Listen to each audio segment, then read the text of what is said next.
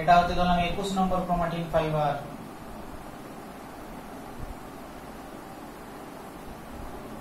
এটা ধরলাম 22 নম্বর chromatin fibre. Actually এগুলোকে যোগ করলে একটা রাউন্ড নিউক্লিয়াস তৈরি হয়। তাহলে এই নিউক্লিয়াসটা তৈরি হলো, একে নিউক্লিয়াস বললাম। মানে এই প্রত্যেকটার মধ্যেই একটা ইম্পর্টেন্ট রিজিয়ন রয়েছে, যে রিজিয়নটাকে আমি বলেছি নর রিজিয়ন। জিন রয়েছে, যে জিনটা অ্যাকচুয়ালি রাইবোজোমকে তৈরি করতে পারে, নর রিজিয়ন। এরও রয়েছে নর রিজিয়ন, এরও রয়েছে নর রিজিয়ন, এরও রয়েছে নর রিজিয়ন। তাহলে প্রত্যেকেরই নর রিজিয়ন রয়েছে, এরও নর, এরও নর, এরও নর, এরও নর, এরও নর। ঠিক আছে?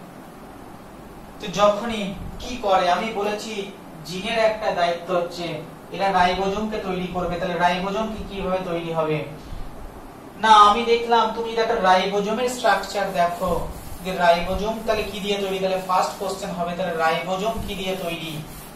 না তুমি যদি একটা রাইবোজোমকে ভাঙো, তুমি যদি একটা রাইবোজোমকে ভাঙো,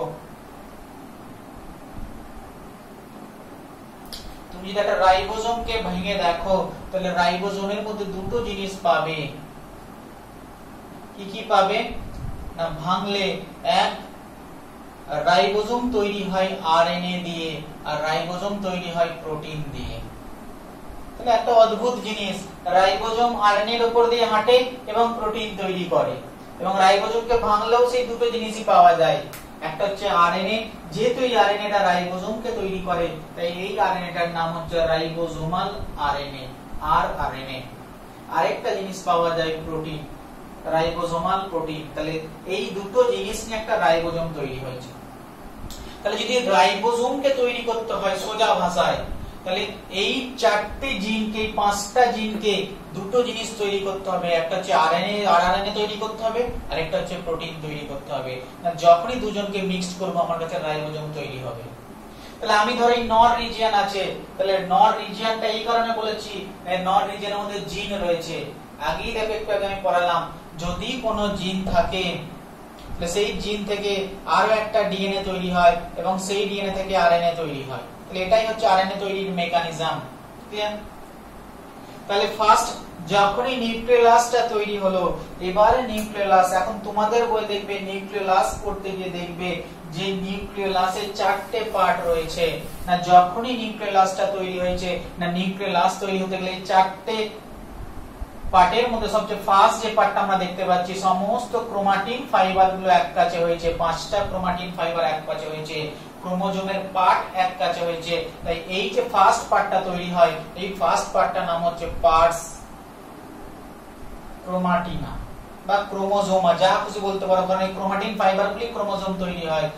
তাই পার্স ক্রোমাটিনাও বলতে পারো, অথবা ক্রোমোজোমা, যেটা বই লেখা আছে সেটাই লিখবে, পার্স ক্রোমোজোমা বললাম। তাহলে এদের যেহেতু আরএনএ তৈরি করতে হবে, কারণ আরএনএ ছাড়া রাইবোজোম হয় না, তাহলে এই পার্টগুলো ফার্স্ট কি তৈরি করলো না, প্রচুর আরএনএ তৈরি করলো, প্রচুর আরআরএনএ তৈরি হলো। তাহলে এখান থেকে এই জিন থেকে প্রচুর আরআরএনএ তৈরি হয়েছে। তাহলে এই আরআরএনএ যুক্ত আরআরএনএ, আরএনএ দেখতে কেমন, একটা ফাইবারের মতো। তাহলে এখন এই নিউক্লিয়াসের মধ্যে প্রচুর ফাইবার দেখতে পাচ্ছি, আর এই ফাইবার গুলোকে বলা হয় থাকে পার্স ফাইব্রোসা, কারণ ফাইবার। তাহলে এই পার্স ক্রোমোজোমার মধ্যে রয়েছে ডিএনএ, সেই ডিএনএ থেকে তৈরি হলো সেকেন্ড পার্ট পার্স ফাইব্রোসা, যেটা তৈরি হয়েছে অ্যাকচুয়ালি আরএনএ। কি আরএনএ না আরআরএনএ। তাহলে এই আরআরএনএ তৈরি করলো। এখন তুমি জানো এই আরএনএ এর উপরে কি তৈরি হয়, আমাদের নিয়ম কি, প্রোটিন তৈরি হয়। তাহলে এই আরএনএ থেকে নেক্সট পার্টে প্রোটিন তৈরি হলো। এখন এই এর মধ্যে প্রচুর প্রোটিন পাওয়া গেল। এখন প্রোটিন খুব সফট পাউডারের মতো হয়, আর পাউডারের মতো ধরলাম এই পার্টগুলো ফাঁকে ফাঁকে প্রচুর প্রোটিন পাওয়া, যেগুলো প্রোটিনকে তুমি দেখতে পাচ্ছ না। এই পাউডারের মতো জিনিসকে বলা হয় অ্যামোরফাস। তাই এই প্রোটিন যখনই তৈরি হলো, সেই প্রোটিনগুলো নিউক্লিয়াসের ভেতরে ছড়িয়ে ছিটিয়ে থাকতে শুরু করলো, এবং এই প্রোটিন যুক্ত পার্টটাকে বলা হয় পার্স অ্যামোরফাস। পার্স অ্যামোরফাস আর কিছু নয়, এই আরআরএনএ থেকে যে প্রোটিনগুলো তৈরি হলো, সেই প্রোটিনগুলোকে বলা হয় থাকে পার্স অ্যামোরফাস। তাহলে দেখো রাইবোজোম তৈরি করতে গেলে দুটো জিনিস লাগে, আরআরএনএ এবং প্রোটিন। তুমি আরআরএনএও তৈরি করে ফেলেছো, যেটা পার্স ফাইব্রোসা। তুমি এর মধ্যে প্রোটিনও তৈরি করে ফেলেছো, প্রচুর প্রোটিন রয়েছে, সেটা হচ্ছে পার্স অ্যামোরফাস। এখন থার্ড পার্ট, ফোর্থ পার্ট কি হবে? তাহলে ফোর্থ পার্ট কি হবে? এই প্রোটিন এবং আরআরএনএ জায়গায় জায়গায় জুড়বে এবং প্রচুর রাইবোজোম তৈরি করবে। এখন রাইবোজোম হচ্ছে সেলের মধ্যে সবচেয়ে স্মলেস্ট অর্গান।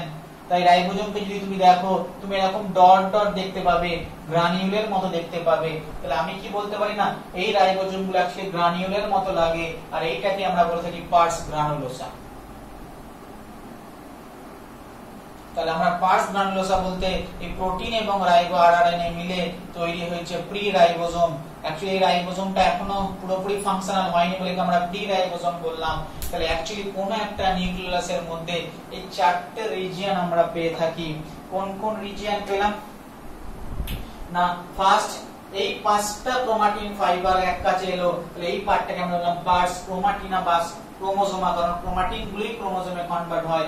এখন তারা যখন নিয়ম অনুযায়ী আরআরএনএ তৈরি করলো, তাহলে আরআরএনএ দেখতে সুতো বা ফাইবারের মতো, তাই আমরা লিখলাম পার্স ফাইব্রোসা। এখন এই আরআরএনএ থেকে প্রোটিন তৈরি হলো, তাই নাম দিলাম প্রোটিন হচ্ছে পাউডারের মতো, তাই নাম দিলাম পার্স অ্যামরফোসা, যেটা আমরা দেখতে পাচ্ছি না, এটা হচ্ছে প্রোটিন। এখন আরআরএনএ এবং প্রোটিন মিলে গেল, তৈরি হলো রাইবোজোম। রাইবোজোম খুবই ছোট একটা স্ট্রাকচার সেলের ভিতরে, ছোট একটা অর্গান, সবচেয়ে স্মলেস্ট অর্গানালি, তাই একে দেখতে নাম গ্রানিউল বা দানা দানার মতো লাগে, তাই এর নাম দিলাম পার্স গ্রানুলোসা। ঠিক আছে? তাহলে আমি দেখলাম কিভাবে একটা সেলের নিউক্লিয়াসের ভেতরে নিউক্লিয়াস তৈরি হয়, কখন তৈরি হয়, কিভাবে তৈরি হয়, কারা পার্টিসিপেট করে, এবং আমরা এটাও দেখলাম এই নিউক্লিয়াস কিভাবে রাইবোজোম তৈরি করে, কেন একে রাইবোজোম ফ্যাক্টরি বলে, একটা নিউক্লিয়াসের ভেতরে কি কি পার্ট আছে, এইটুকু পার্ট আমার ক্লিয়ার হয়ে গেল। আশা করছি নিউক্লিয়াস তোমার কাছে ক্লিয়ার হয়ে গেছে। যদি কেউ বুঝতে না পারে, একটা টাফ জায়গা পড়ালাম, বাংলা বইগুলো পড়ে এনসিইআরটি তো নেই, বাট ইম্পর্টেন্ট জায়গা, বাট বাংলা বইগুলো পড়ে বুঝতে পারে না অনেকে। বারবার ভিডিওটা দেখবে এবং লিখবে, মন দিয়ে একটু পড়বে, দেখবে পার্টটা ক্লিয়ার হয়ে যাবে। আস্তে আস্তে আরো তোমরা যখন আরো তোমার জ্ঞান একটু বাড়বে, তখন এই পার্টটা খুব সোজা লাগবে তোমার কাছে। ঠিক আছে?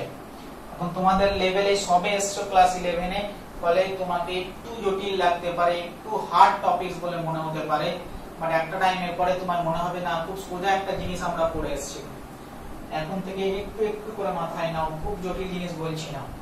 আমরা মোটামুটি নিউক্লিয়াস আমি কমপ্লিট করে দিলাম। আগেই বললাম একটুখানি পার্ট বাকি আছে, ফাংশন অফ প্লাজমা মেমব্রেন, সেটা বলি আজকে ক্লাসটা আমি শেষ করব।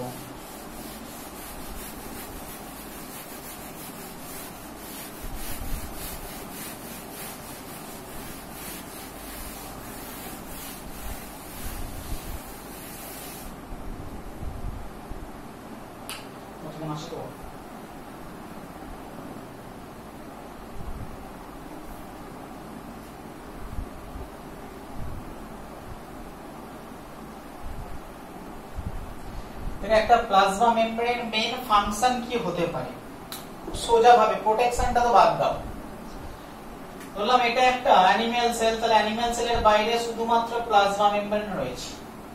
তাহলে খুব সোজা ভাবে কোশ্চেনের পয়েন্ট অফ ভিউ থেকে যদি আমরা বলি, এই প্লাজমা মেমব্রেন কি কাজ করতে পারে,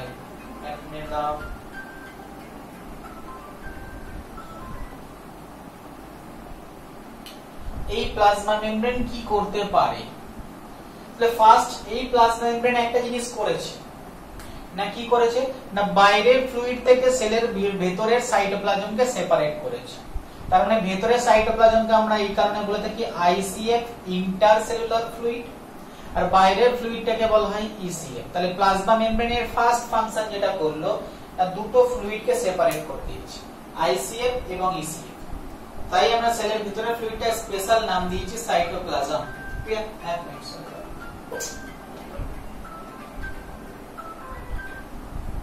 হ্যালো, হ্যাঁ বলুন।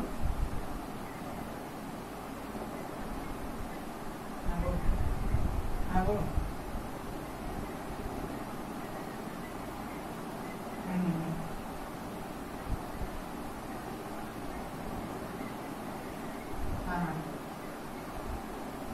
একটু আমি দাঁড়িয়ে আমি মিনিট 15 করে দিচ্ছি। ঠিক আছে, আমি মিনিট 15 করে পাঠিয়ে দিচ্ছি, একটু ব্যস্ত আছি আমি।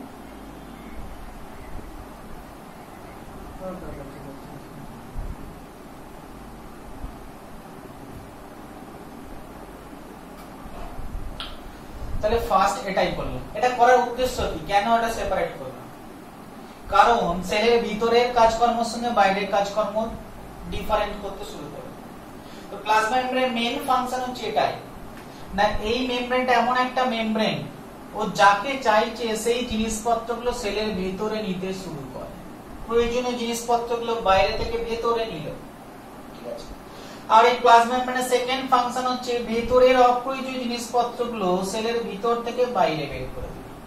তাহলে অ্যাকচুয়ালি এই জিনিসটা মেমব্রেনটার মেইন কাজ হচ্ছে নিজেকে আইসোলেট করলো ভেতরের মিডিয়ামটা, এবং এই ভেতরের মিডিয়ামে যে যে জিনিসগুলো প্রয়োজন সেগুলো বাইরে থেকে নিয়ে নিল, আর যে যে জিনিসগুলো প্রয়োজন নয় সেগুলো ভেতর থেকে বাইরে পাঠিয়ে দিল। তাহলে প্লাজমা মেমব্রেনের দুটো মেইন ফাংশন, কোন জিনিসকে সেলের বাইরে থেকে ভেতরে নেওয়া আসা, মানে কোন দরকারি জিনিসকে ইসিএফ থেকে আইসিএফ এ এন্টার করানো, আর সেকেন্ড কাজ হচ্ছে যে জিনিসটা দরকার নেই সেই জিনিসটা আইসিএফ থেকে ইসিএফ এ পাঠানো। এটাই হচ্ছে প্লাজমা মেমব্রেনের মেইন ফাংশন। তাহলে এই যে নিল ভেতরে নেওয়াটা, ভেতরে শব্দের অর্থ হচ্ছে এন্ডো, সাইটোপ্লাজমের ভেতরে, তাই এই প্রসেসটাকে আমরা ইন শর্ট বলে থাকি এন্ডোসাইটোসিস। আশা করি ক্লিয়ার হয়ে গেছে। আর বাইরে মানে এক্স, যেটা বাতিল সেটাকে আমরা এক্স বলে থাকি। ক্লিয়ার? অতিরিক্ত। তাহলে যদি কোনো বাতিল জিনিসপত্র সেল থেকে বাইরে বের করে দেয় তাহলে সেটাকে আমরা বলতে পারি এক্সোসাইটোসিস। প্লাজমা মেমব্রেনের মেইন দুটো ফাংশন, এন্ডোসাইটোসিস আর এক্সোসাইটোসিস। এন্ডোসাইটোসিস মানে সেলের ভিতরে, সেলের বাইরের জিনিসকে সেলের ভিতরে নেওয়া, আর এক্সোসাইটোসিস মানে সেলের ভিতরের জিনিসকে সেলের বাইরে পাঠানো। এখন এখানে একটা জিনিস আছে না, তুমি এন্ডোসাইটোসিস প্রক্রিয়ায় যে জিনিসটা সেলের ভিতরে নিলে হতে পারে সেই জিনিসটা সলিড হার্ড জিনিস হতে পারে, সলিড জিনিস তুমি নিতে পারো, অথবা হতে পারে যে জিনিসটা তুমি সেলের ভিতরে নিলে সেটা আর কিছু নয়, সেটা একটা লিকুইড। এন্ডোসাইটোসিস প্রক্রিয়ায় তুমি সলিড জিনিস ভেতরে নিতে পারো, আবার লিকুইড ওয়াটারের ভেতরে নিতে পারো। ঠিক সেরকম যে জিনিসটা তুমি বাইরে বের করবে সেই জিনিসটাও হতে পারে সলিড, অথবা হতে পারে সেই জিনিসটা লিকুইড। তাহলে যে কোনো একটা জিনিস হতে পারে, যেটাকে তুমি বাইরে বের করছো সেটাও হতে পারে সলিড অথবা লিকুইড। প্রত্যেকটা প্রসেসের আলাদা আলাদা নাম আছে। তুমি যদি সলিড জিনিস এন্ডোসাইটোসিস প্রসেসে সেলের ভিতরে নাও সেই জিনিসটাকে বলা হয় ভক্ষণ করা, মানে হচ্ছে ফ্যাগোসাইটোসিস। ফ্যাগো শব্দটির অর্থ হচ্ছে গিলে ফেলা। তাহলে তুমি সলিড জিনিস তো গেলো, সেটাকে বলা হয় ফ্যাগোসাইটোসিস। আর লিকুইড জিনিস কি করে, ওয়াটার পান করো, তাহলে লিকুইড কে আমরা বলে থাকি পান করা, তাই সেখান থেকে টার্মটা এসেছে পিনোসাইটোসিস। অ্যাকচুয়ালি টার্মটা এখান থেকে আসে, এইভাবে মনে রাখতে বলি। তাহলে গিলে ফেলা সলিড জিনিস তুমি গিলে নাও ইসোফ্যাগাস দিয়ে, তাই সেটাকে আমরা বললাম ফ্যাগোসাইটোসিস। আর লিকুইড জিনিস তুমি পান করো, তাই আমি বললাম এইভাবে মনে রাখবে, এটাকে বলা হয় পিনোসাইটোসিস। ঠিক আছে? ঠিক সেম তুমি যদি বাইরে কোনো জিনিস সলিড জিনিস মুখ থেকে বাইরে বের করে ফেলো তাহলে তোমার বডিটা বমি করে ফেললে, তাহলে সলিড জিনিস বাইরে বের করলে তাকে বলা হয় থাকে সেল ভমিটিং। ঠিক আছে? আর তুমি যদি লিকুইড জিনিস বাইরে বের করো, নেওয়াটাকে আমি বলেছি পান করা, আর তুমি লিকুইডটাকে বাইরে বের করে দিয়ে এটাকে বলা হয় রিভার্স পান করা, উল্টো পান করা, তাহলে একে বলা হয় রিভার্স পিনোসাইটোসিস। তাহলে আশা করি এই চারটে জায়গা তোমার কাছে ক্লিয়ার হয়ে গেল। Phagocytosis, pinocytosis, cell vomiting, reverse pinocytosis. তো বলা হলো সেল ভমিটিং টার্মটা কেমন লাগছে, এটা নাম দেওয়া দরকার। যেখানে সেল ভমিটিং কে অনেকে এটাকে এমিওসাইটোসিসও বলে থাকে। তাহলে যেটাই সেল ভমিটিং তার আরেকটা নাম হচ্ছে এমিওসাইটোসিস। সরি। তাহলে প্লাজমা মেমব্রেনের ফাংশন বলতে গেলে আমরা অনেক কটা ফাংশনই করলাম। আমরা করলাম ফ্যাগোসাইটোসিস কাকে বলে, আমরা জানলাম এন্ডোসাইটোসিস কি, আমরা জানলাম এক্সোসাইটোসিস কি, আমরা জানলাম পিনোসাইটোসিস কি, আমরা জানলাম এমিওসাইটোসিস কি, আমরা জানলাম রিভার্স পিনোসাইটোসিস কি। তাহলে আশা করি মোটামুটি আমার কাছে প্লাজমা মেমব্রেন ফাংশন যেটুকু বাদ ছিল সেটুকু আমি পড়িয়ে দিলাম। নেক্সট ক্লাসে একটু পড়ে রাখবে, আমরা হয় মাইটোকন্ড্রিয়া পড়াবো অথবা ক্লোরোপ্লাস্ট পড়াবো, দুটোই একটু পড়ে রাখবে, নেক্সট ক্লাসে হবে। ওকে, আজ এই পর্যন্তই, ক্লাসটা মন দিয়ে করো।